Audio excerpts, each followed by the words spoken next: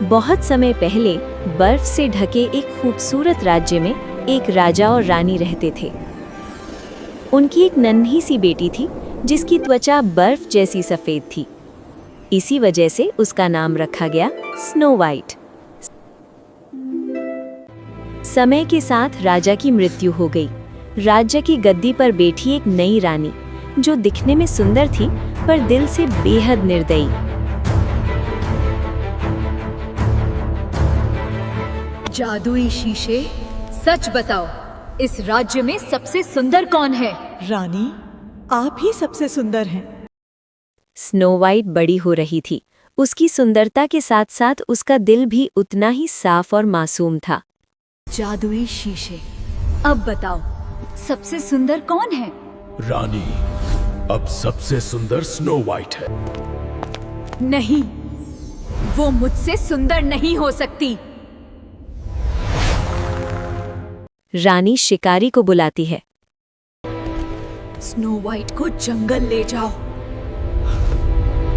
और उसे कभी वापस मत आने देना।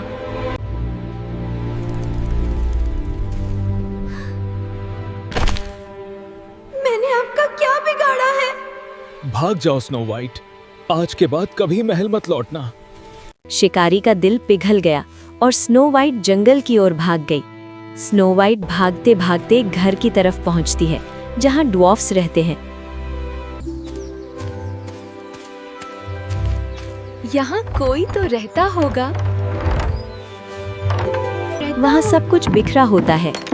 मैं सफाई कर देती हूँ।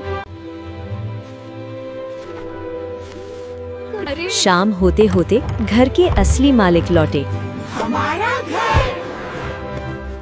ये लड़की कौन है? मैं स्नो वाइट हूँ। क्या मैं यहाँ रह सकती हूँ? हमारे साथ रहो। एक दिन उस रानी ने गुस्से में फिर से अपने जादुई शीशे से पूछा, जादुई शीशे, अब बताओ, सबसे सुंदर कौन है? रानी, अब सबसे सुंदर स्नो वाइट है। ये जानने के बाद रानी गुस्से से पागल हो गई और उसने स्नो वाइट को खत्म करने का एक भयानक प्लान बना लिया। एक दिन दुष्ट रानी बुढ़िया का रूप लेके स्नो वाइट के पास आती है। उसके हाथ में एक सेब है जो जादुई है। बिटिया, ये जादुई सेब खा लो।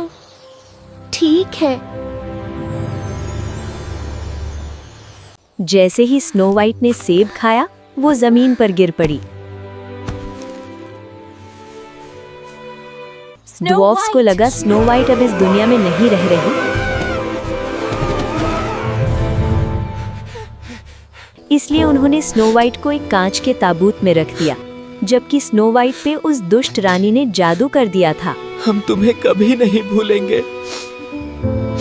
स्नो वाइट के जाने पर पूरे जंगल में उदासी छा गई। एक दिन स्नो वाइट के पास राजकुमार आता है और वो उसे देखकर कहता है,